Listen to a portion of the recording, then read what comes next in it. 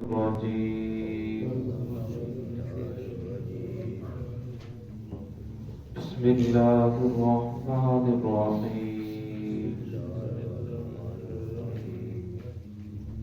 واذكروا إذ أنتم قليل مستضعفون في الأرض تخافون أن يتخطفكم الناس فآواكم وأيدكم بنصره ورزقكم من الطيبات لعلكم تشكرون يا أيها الذين آمنوا لا تخونوا الله والرسول وتخونوا أماناتكم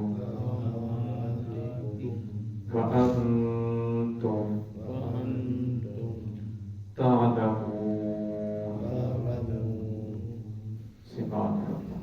بسم الله الرحمن الرحيم واذكروا إذ أنتم قليل مستضعفون في الأرض تخافون أن يتخطفكم الناس فآواكم وأيدكم بنصره ورزقكم من الطيبات لعلكم تشكرون. يا أيها الذين آمنوا لا تخونوا الله والرسول وتخونوا أماناتكم وأنتم تعلمون. وَاذْكُرُوا إِذْ أَنْتُمْ قَلِيلٌ، یاد کرو جب تم قلیل تھے، تھوڑے تھے، مستضعفون فی الارض، اور زمین میں کمزور سمجھے جاتے تھے، تخافون اور تم خوف کرتے تھے، ان یتخطفکم الناس کہ تمہیں لوگ اچک لیں گے، لوگ تمہیں اٹھا لیں گے، غائب کر دیں گے، فآواکم بس اللہ رب العزت نے تمہیں ٹھکانہ دیا، وأیدکم بنصرہ اور تمہاری تائید کی اپنی مدد کے ساتھ، ورزقکم من الطیبات اور تمہیں پاکیزہ چیزوں میں سے رزق عطا فرمایا، لعلکم تشکرون تاکہ تم لوگ شکر ادا کرو۔ یا ایھا الذین آمنوا، اے وہ لوگوں جو ایمان لے کر آئے ہو، لا تخونوا اللہ والرسول، اللہ اور اس کے رسول کے ساتھ خیانت نہ کرو، وتخونوا اماناتکم اور نہ تم خیانت کرو اپنی امانتوں میں، وانتم تعلمون حالانکہ تم جاننے والے ہو۔ اس پہلی آیت کے اندر اللہ رب العزت نے ایمان والوں کو، صحابہ اکرام کو اور اسی طرح جتنی بھی مخلوقات ہے ان کو نعمتیں یاد دلائی ہیں۔ فرمایا انسان کے اوپر کبھی پریشانی آ جاتی ہے اور پھر پریشانی ختم ہو جاتی ہے، اللہ رب خوشی عطا فرما دیتے ہیں، اور کبھی انسان بیمار ہو جاتا ہے، پھر اس بیماری کے بعد اللہ رب العزت بندے کو صحت عطا فرما دیتے ہیں، اور کبھی ایسا ہوتا ہے کہ بندے کے اوپر تندرستی آ جاتی ہے، مالو پریشانی آ گئی، فرمایا پھر اللہ رب العزت اس مالی پریشانی کو ختم کر کے مالی فراوانی عطا کر دیتے ہیں، مال و دولت عطا کر دیتے ہیں۔ تو فرمایا جب انسان کو اللہ رب العزت نعمت عطا کرتے ہیں تو پھر فرمایا انسان کو اپنی گزشتہ زندگی کو بھولنا نہیں چاہیے، پر بیماری کے دنوں کو بھولے نہیں، وہ یاد کرے کہ ایک وقت تھا کہ میں چل نہیں سکتا تھا، اللہ کی ذات نے مجھے صحت عطا فرمائی، ایک وقت تھا کہ میرے پاس رہنے کے لیے مکان نہیں تھا، ایک وقت تھا کہ میرے پاس چلنے گاڑی نہیں تھی، میرے پاس ضروریات زندگی نہیں تھی، تو اللہ رب العزت کی ذات نے مجھے یہ عطا فرمائی ہے۔ اور ایک وقت تھا کہ میں کمزور تھا، اللہ رب العزت نے جو ہے میری پریشانی کو دور کر دیا، وہ پریشانی تھی وہ ختم ہو گئی۔ اب اللہ رب العزت مجھے خوشیاں عطا فرمائی ہیں، بیٹے دیے ہیں، بیٹیاں دی ہیں، تمام کی تمام نعمتیں موجود ہیں۔ اور وہ جب انسان گزشتہ زندگی کو سامنے رکھتا ہے پھر انسان اللہ کی ذات کا شکر ادا کرتا ہے اور نعمتوں کے اندر بڑھتا چلا جاتا ہے۔ ایک بادشاہ کا وزیر تھا ایاز ہارون الرشید کا، اور ایاز جو تھا اس سے باقی وزراء بہت زیادہ حسد کرتے تھے کہ یہ اس کمرے کے اندر داخل ہوتا ہے اور جہاں جا کر پتہ نہیں کیا کرتا ہے۔ ایک مرتبہ کوئی چیز گم ہو گئی بادشاہ کے دربار سے، جب چیز گم ہوئی تو سب نے کہا کہ اس کمرے میں یہ کسی کو جانے نہیں دیتا، خود ہی جاتا ہے، لہذا اسی کے پاس ہوگی۔ اب اس نے چاروں نجار بتایا کہ بادشاہ سلام اس کمرے کی تلاشی لی گئی، جب تلاشی لی تو وہاں سے ایک دانتی نکلی اور اس کی دھوتی جو تھی چادر پہنتا تھا اور وہ کرتا نکلا اور پرانی جو پگڑی وہ نکلی۔ تو بادشاہ نے کہا کہ علی شان محل کے اندر یہ تو نے چیزوں کیوں رکھی ہیں؟ تو کہنے لگا بادشاہ سلامت ایک وقت تھا کہ میں اس دانتی کے ساتھ گھاس کاٹا کرتا تھا، میں اپنی پرانی زندگی کو وہ کبھی کبھی اس کمرے میں داخل ہوتا ہوں، یہ کپڑے پہنتا ہوں، یہ ساری چیزیں، یہ پگڑی سر پہ باندھتا ہوں، اور پھر میں یاد کرتا ہوں کہ اے ایاز ایک وقت تک تیری حیثیت یہ تھی کہ اللہ رب نے تجھے یہ مقام عطا بنایا، بادشاہ کا وزیر بنا دیا، تو اللہ رب نے اس کا مقام اور بلند کر دیا۔ تو یہاں کے اللہ ارشاد فرماتے ہیں وَاذْكُرُوا إِذْ كُنْتُمْ قَلِيلٌ، یاد کرو کہ جس وقت تم کمزور تھے، مکہ میں تھے اور بہت کمزور تھے، جو لوگ اسلام نکالنے والے تھے، مومنین تھے، ان کی تعداد بہت کم تھی، مُسْتَضْعَفُونَ فِي الْأَرْضِ، اور میں زمین میں تم کمزور سمجھے جاتے تھے، اور اتنے کمزور تھے کہ جو ایمان لے کر آتا اسے زنجیروں کے اندر جکڑ دیا جاتا، اسے تپتی ہوئی ریت کے اوپر لٹا دیا جاتا، اسے قتل کر دیا جاتا۔ ایک مرتبہ رسول اللہ صلی اللہ علیہ وسلم کو کفار نے گھیرا کہ نعوذ باللہ آج انہیں قتل کر دیا جائے، تو حضرت حارث بن حالہ جو حضرت خدیجہ رضی اللہ عنہ کے بیٹے تھے پہلے شوہر سے، پھر انہی کے ساتھ رسول اللہ کی خدمت میں آگے، تو یہ بھاگے دوڑے گئے، نوجوان تھے، خون تھا، جوش ہے کہ ہمارے باپ کو کون ہے روکنے والا، تو انہوں نے محمد رسول اللہ صلی اللہ علیہ وسلم کو چھوڑا اور انہی کو اسی جگہ کے اوپر شہید کر دیا گیا۔ اسی طرح حضرت سمیہ رضی اللہ تعالیٰ کو ابو جہل نے ان کے نازل مقام پر برشا مار کر شہید کیا۔ مسلمانوں کے اوپر بڑے پریشانی کے دن تھے، جو ایمان لے کر آئے تھے ان کی حالت بھی یہ تھی ان یتخطفکم الناس، فرمایا انہیں اتنا خوف تھا کہ کسی وقت ہمیں اٹھا لیا جائے گا، ہمیں غائب کر دیا جائے گا، ہمیں قتل کر دیا جائے گا۔ فآباکم، اللہ بشافر پھر میں نے تمہیں ٹھکانہ دیا، ہجرت کر کے مدینہ طیبہ آئے تو اللہ رب العزت نے مدینہ طیبہ کے اندر ٹھکانہ دے دیا، وہاں نعمتیں نہیں تھی، یہاں مدینہ کے اندر بے شمار نعمتیں تھی۔ وَأَيَّدَكُم بِنَصْرِهِ، اور میں نے تمہاری تائید کی اپنی مدد کے ساتھ۔ اب کفار مکہ نے سوچا کہ اگر یہ مدینہ کے اندر چلیں گے اس سے پہلے کہ یہ ایک طاقت بنے، لہٰذا انہیں ختم کر دینا چاہیے۔ اب وہ بدر میں ایک بہت بڑا لشکر لے کر آئے، لشکر جرار، جس کے اندر سے بڑے بڑے جنگجو جرنیل جو تھے، لیکن اللہ رب العزت نے 313 کو 1000 کے اوپر غلبہ عطا فرمایا، 8 تلواروں کو 1000 تلواروں کے اوپر اللہ رب نے غالب کر دیا، اور فرمایا اللہ رب العزت نے یہ بتا دیا کہ میری مدد تمہارے ساتھ ہے، وَرَزَقَكُم مِّنَ الطَّيِّبَاتِ، اور پھر میں نے تمہیں پاکیزہ رزق عطا فرمایا، لعلکم تشکرون، تاکہ تم لوگ شکر ادا کرو۔ اور فرمایا جب انسان اللہ رب العزت کا شکر ادا کرتا ہے، لئن شکرتم لازیدنکم، فرمایا پھر میں تمہاری نعمتوں کو بڑھاتا ہوں، ولئن کفرتم ان عذابی لشدید، فرمایا اگر تم ناشکری کرو گے، نافرمانی کرو گے تو پھر میری پکڑ بڑی سخت ہے۔ فرمایا ایک یہ ہے کہ اللہ رب انسان کو نعمت عطا فرماتے ہیں، بندہ شکر ادا کرتے ہیں، الحمدللہ یا اللہ تیرا شکر ہے۔ فرمایا یہ بھی شکر کا ایک طریقہ ہے، لیکن فرمایا شکر کا بہترین طریقہ یہ ہے کہ انسان 5 وقت کی نماز پابندی کے ساتھ پڑھے، تاکہ انسان کا ہر جسم کا عضو اللہ رب العزت کے سامنے جھک رہا ہو۔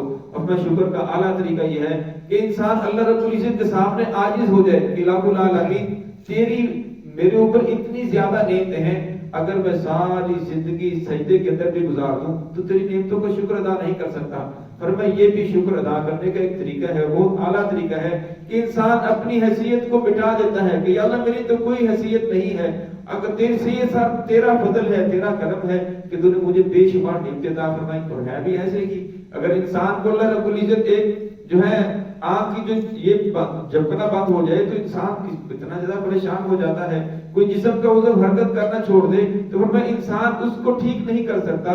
فرمایا یہ ساری نعمتیں اللہ رب العزت کی عطا کی گئی ہیں۔ تو فرمایا شکر کا ادنا درجہ یہ ہے کہ انسان اللہ رب العزت کی نافرمانی سے بچ جائے. جس طرح قرآن پاک فرمایا فاذکرونی اذکرکم، فرمایا میرے بندو تم میرا ذکر کرو میں تمہارا ذکر کروں گا. جب تم مجھے یاد کرتے ہو میں تمہیں یاد کرتا ہوں. واشکروا لی، فرمایا میرا شکر کرو. ولا تکفرون، میری ناشکری نہ کرو، میری نافرمانی نہ کرو. فرمایا جب بندہ نافرمانی کرتا ہے فرمایا پھر اللہ رب العزت کی ذات کی ناشکری کر رہا ہوتا ہے.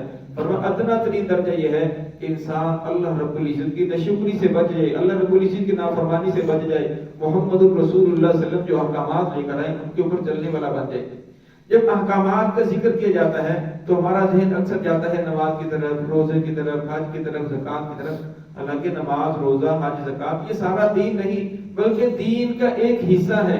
دین صرف یہی نہیں ہے، دین اسی کے اندر بند نہیں. فرمایا یہ دین کا ایک حصہ ہے. فرمایا اسی طرح حقوق العباد وہ بھی دین کا ایک حصہ ہے. اللہ شاہ فرماتے ہیں کہ جو بند میرا حق ہے، ایک بندہ نماز نہیں پڑھتا، اللہ شاہ فرماتے ہیں یہ میرا حق ہے، اگر میں چاہوں تو کسی وقت اسے معاف کر سکتا ہوں، مجھے کوئی پوچھنے والا نہیں، کیونکہ یہ تو میرا حق ہے. اگر میں چاہوں تو معاف کر دو، اگر نہ چاہوں تو نہ معاف کروں. لیکن فرمایا جو حقوق العباد ہیں، فرمایا جو وہ بندے کا حق ہے، جب تک بندہ معاف نہیں کرے گا اس وقت تک میں بھی معاف نہیں کروں گا. اس لیے فرمایا حقوق العباد یہ بہت زیادہ اہم ہے. اب فرمایا اگر کوئی انسان کسی کا حق ادا کر رہا ہے، بچوں کو حق ادا کر رہا ہے، ان کے اوپر خرچ کر رہا ہے، بیوی کے حقوق ادا کر رہا ہے، فرمایا وہ دین سمجھ کے نہیں کر رہا. اگر فرمایا وہ دین سمجھ کے کرے کہ یہ میرے اوپر اللہ رب العزت کے حق ہے، اللہ رب العزت نے میرے اوپر حقوق لاگو کیے ہیں، فرمایا انسان کو اس کے اوپر اجر ملے گا.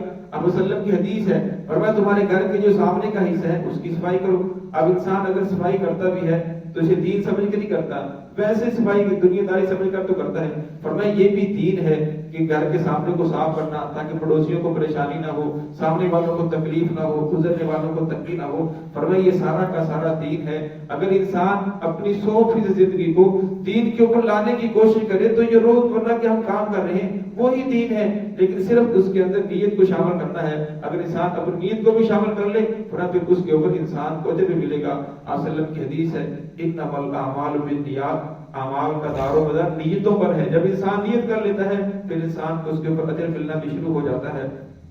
اگر شاہ فرماتے ہیں لعلکم تشکرون، یہ ساری نعمتیں اس لیے عطا فرمائی تاکہ بندے میرا شکر ادا کریں. یا ایھا الذین آمنوا، اے وہ لوگوں جو ایمان لے کر آئے ہو، لا تخونوا اللہ والرسول، اللہ اس کے رسول کے ساتھ خیانت نہ کرو. اس آیت کا شان نزول یہ ہے کہ 5 ہجری میں غزوہ خندق کے موقع کے اوپر کفار جو تھے 24,000 کا لشکر لے کر مسلمانوں کے اوپر حملہ آور ہوئے. تو آپ صلی اللہ علیہ وسلم نے صحابہ اکرام نے مل کر ایک خندق کھودی. مسلمانوں کی تعداد 3,000 تھی اور کفار کی تعداد 24,000 تھی. اب وہ لشکر لے کر آئے، مسلمانوں نے آگے خندق کھودی تھی، پیچھے انہوں نے 1 مہینہ پڑاؤ ڈالا، لیکن ان کی جرت نہیں بھی حملہ کرنے کی، ہلکی پھلکی جلبیں ہوتی رہی. لیکن فرمایا کہ وہ بظاہر کھل کر میدان کے اندر نہیں آئے. پھر اللہ رب العزت کی مدد آئی، اللہ نے تند و تیز ہوا بھیجی جس کی وجہ سے ان کے خیمے اڑ گئے، ان کی جو چیزیں تھیں وہ ساری کی ساری اڑنے لگی اور ان کو اپنا خطرہ بھی لاحق ہوا، جس کی وجہ سے وہ میدان چھوڑ کر بھاگ گئے. جب میدان چھوڑ کر بھاگے تو یہود کے اندر، مدینہ کے اندر ایک یہود کا ایک گروہ تھا بنو قریظہ، وہ بھی اس لشکر کے اندر داخل تھا ان کی مدد کرنے کے لیے، وہ بھی ان کے ساتھ شامل تھا. اب آپ صلی اللہ علیہ وسلم کو معلوم نہیں تھا.